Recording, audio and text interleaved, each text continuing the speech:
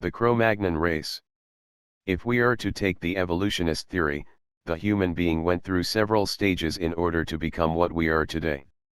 Each stage brought a significant transformation, like the vertical position given by a straight back spine or a larger and more developed brain.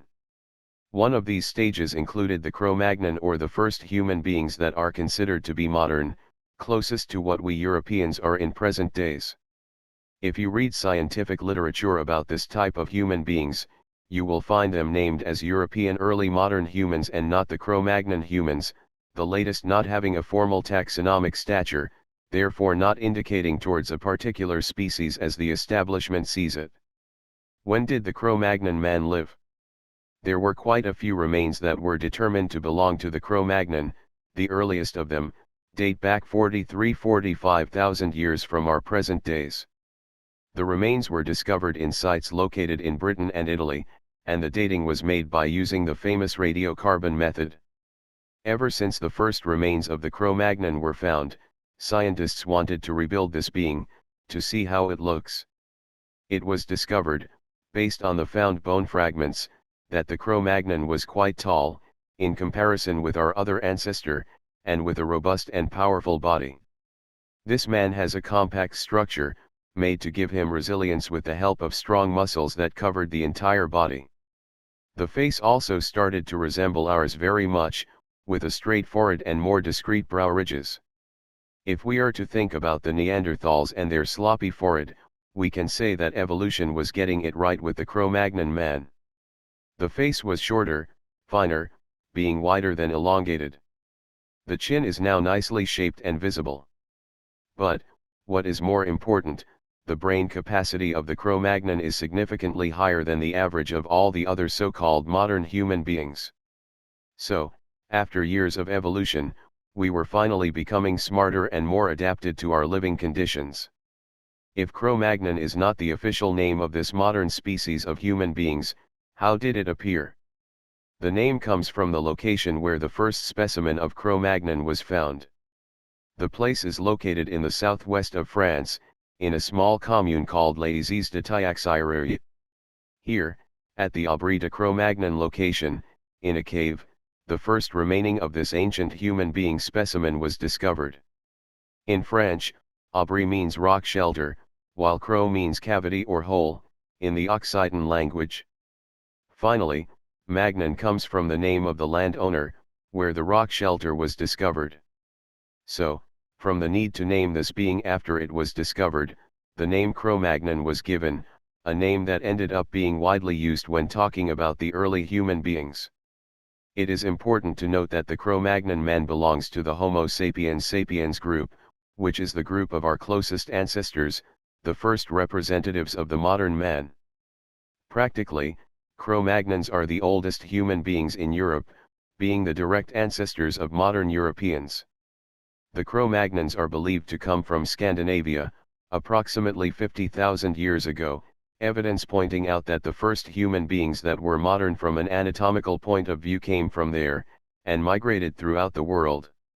It is believed that a significant group migration of these modern humans that covered the Arabian Peninsula, which happened about 50,000 years ago, introduced the first modern humans to the Eurasian region. Here, a group got established around the Indian Ocean, on coastal lines, while another group migrated north, where they created settlements in Central Asia. What is impressive about Cro Magnons is the fact that they resemble us in a very large degree. They were quite tall, an estimate height believing to be around 176.2 centimeters or 5 feet 913 inches. Of course, they were more robust from a physical point of view, physical labor and covering large distances being common aspects of life back in those days. They even had a cranial capacity that was slightly larger, an important aspect that helped them survive in various conditions, helping them make the best choices for them and their group. Also, it was determined that their vocal apparatus was just like the one we all have today, which means that the Cro Magnons were able to speak, verbal communication being a regular part of their lives. They also had quite a rich culture, flint tools and other objects being found in the same places where the bone remains of Cro Magnons were discovered. In fact, various Venus figurines, which were carved out of animal bones or antlers, ornaments, and the cave paintings, are all representative for the Cro Magnon culture. So, besides making tools for their utilitarian purposes, the Cro Magnons showed interest for arts and beautification of their living spaces. Because of their strong physique and hunting tools found in their caves, it is believed that Cro Magnons were efficient hunters, focusing on hunting large game, like cave bears, mammoths, reindeer, and horses. They used javelins, spears and spear throwers to hunt and kill their prey. Due to this lifestyle, they were nomadic or at least semi-nomadic, following their prey wherever it went. They also used flax fibers to craft baskets, sewed garments, and for holding their stone tools. So, we can say that they were quite organized, having in mind other aspects of life than sleeping, hunting, and eating. In Europe, there are quite a few caves where the remains of Cro Magnon were found, together with evidence of their settlement in the area. The Grotta del Cavallo in Italy, Pitera Cuoas, the Bone Cave, and Pitera Muir, the Women's Cave, both located in Romania, Kent's Cavern and Red Lady of Paviland, both found in the United Kingdom, are all representative caves where significant evidences of the Cro Magnon were found, which helped the scientific world understand this primitive modern man much better. The story of evolution starts in Africa. 130,000 years ago. Then, there was just one human race, Negro. These were not Cro Magnon. A tribe of these Negroes left Africa 130,000 years ago, other tribes remained, they migrated to Scandinavia. Tens of thousands of years later than this first migration out of Africa, another tribe broke off and headed east to South India, and then that tribe split and some headed to Far East Asia, some on to Australia. 50,000 years ago new races had evolved in these new environments. That is 80,000 years of evolutionary time from the original Negroes to the new races. In Scandinavia, Cro Magnons had evolved.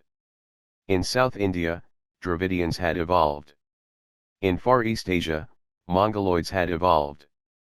In Australia, Aboriginals had evolved. The Scandinavian race descended into Europe from the north to get away from the descending Ice Age. They also moved into Asia and mixed with the South Indians, which formed the Arabs. They moved into Far East Asia and mixed with the Mongoloids, which formed the Orientals. These new hybrid people, Arabs and Orientals, moved back west, Arabs into North Africa and then up into Greece, Italy, and Spain, mixing with more Cro Magnons already there. Orientals went into Eurasia mixing with Cro Magnons to form the Slavic peoples. Anyway, 50,000 years ago there were 5 root races of man: Cro Magnon, Dravidian, South Indian, Mongoloid, Aboriginal, Negro. Thank you for listening.